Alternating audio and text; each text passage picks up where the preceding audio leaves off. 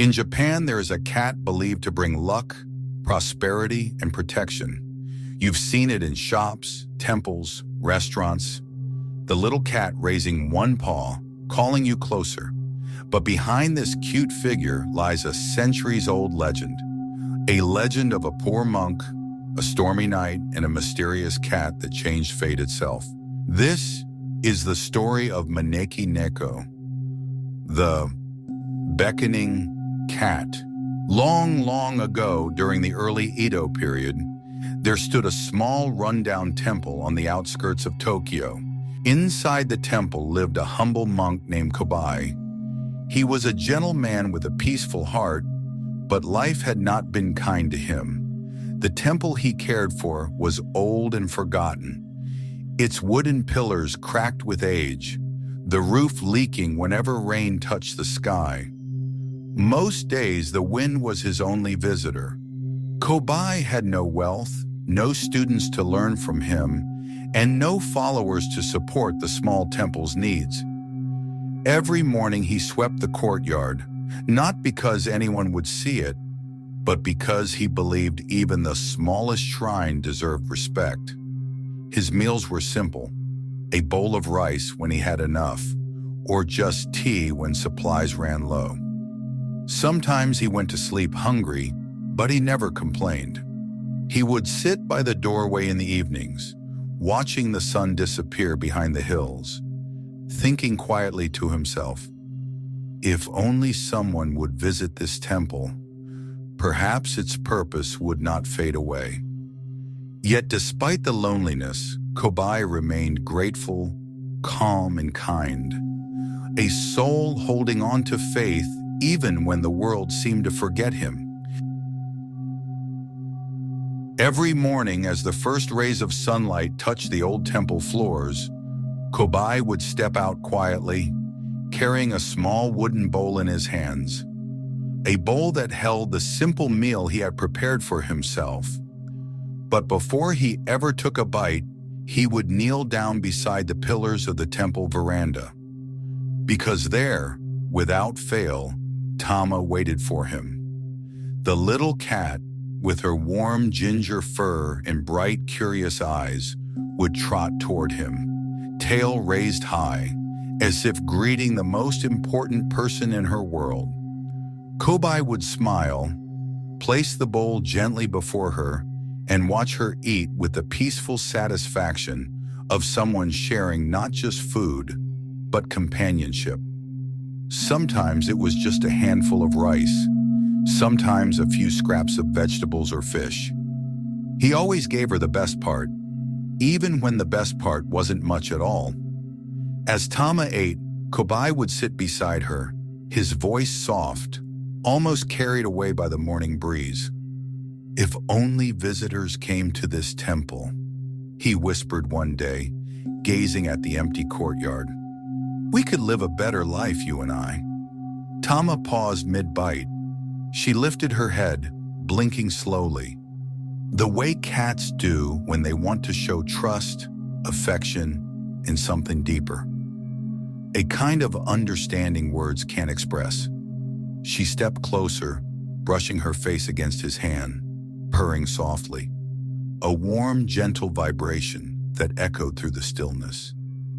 In that moment, it didn't matter that the temple was empty or that food was scarce, because as long as Tama stayed by his side, Kobai felt he had all the company the world could offer. And so, each day began the same way, with a shared meal, a whispered hope, and a quiet bond between a humble monk. One day, a terrible storm rolled across the land.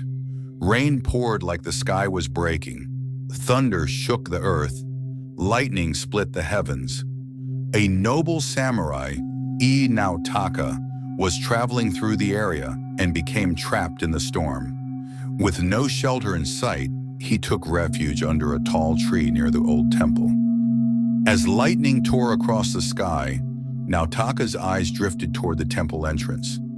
And there, in the pouring rain, he saw something unusual. A small cat, Tama, sat perfectly still on the wet wooden veranda.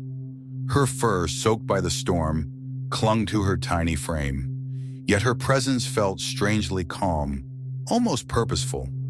Then slowly, she lifted one paw.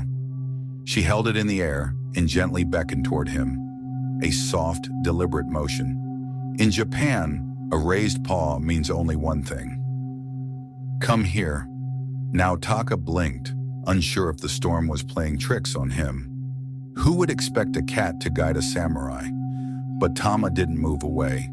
She kept her eyes locked on his, steady, unblinking. Again she beckoned. Curiosity tugged at Naotaka stronger than fear. He stepped out from under the tree, rain drenching his armor, and slowly walked toward the little cat who was calling him closer. Naotaka had taken only a few steps toward Tama when the world erupted behind him. A blinding flash split the sky. Then crash! Lightning slammed into the very tree he had been standing beneath just moments before. The trunk exploded in a shower of splinters, sending shards of wood flying across the storm-lit courtyard. The ground trembled beneath his feet, in the air filled with the sharp scent of burning bark. For a heartbeat, Naotaka could only stare, realizing how close death had been, how 1 second had changed everything. Slowly he turned back toward the temple. Through the falling rain, Tama still sat on the veranda, perfectly calm, her paw now lowered as if her task was complete. In that instant, Naotaka understood. The little cat had saved his life. Still shaken from the lightning strike, Naotaka hurried toward the temple veranda, rainwater streaming from his armor with every step. Tama stepped aside gracefully, as if guiding him toward safety. Inside, the temple was dim and quiet, lit only by the soft glow of a single lantern flickering against the worn wooden walls. From deeper within the hall, a gentle voice called out, "Are you hurt, traveler?"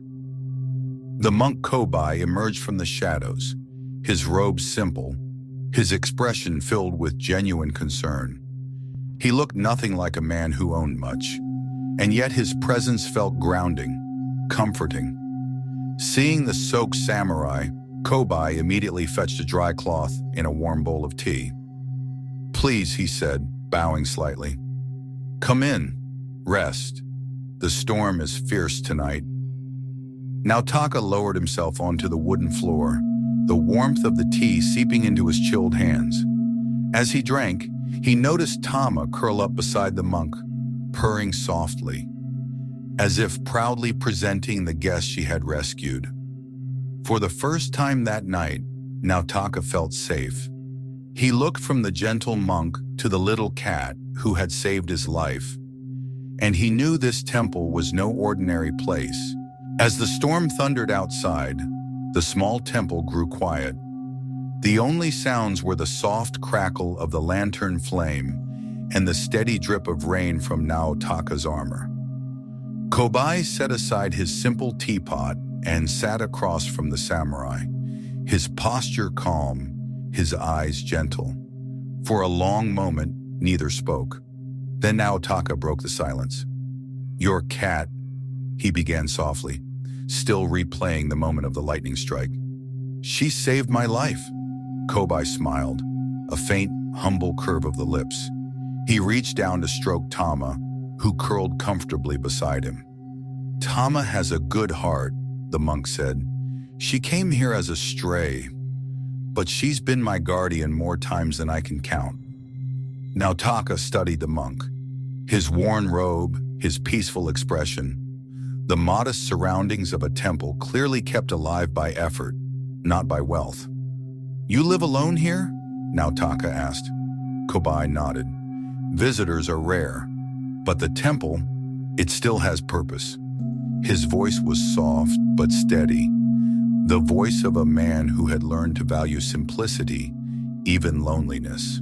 Naotaka felt a warmth in the monk's words, a sincerity he had not encountered in many years of war and travel.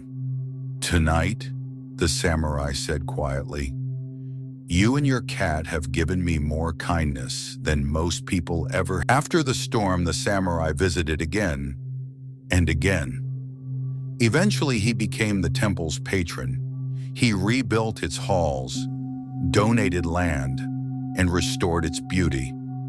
The once forgotten temple flourished. Pilgrims came from far and wide, and everywhere they saw statues of the little cat who brought fortune to the monk's life. When Tama grew old and passed away, the monk honored her with a beautiful grave and a statue, the first Maneki Neko. From that single legend, the beckoning cat spread across Japan, then across the world. A raised left paw welcomes people. A raised right paw invites prosperity.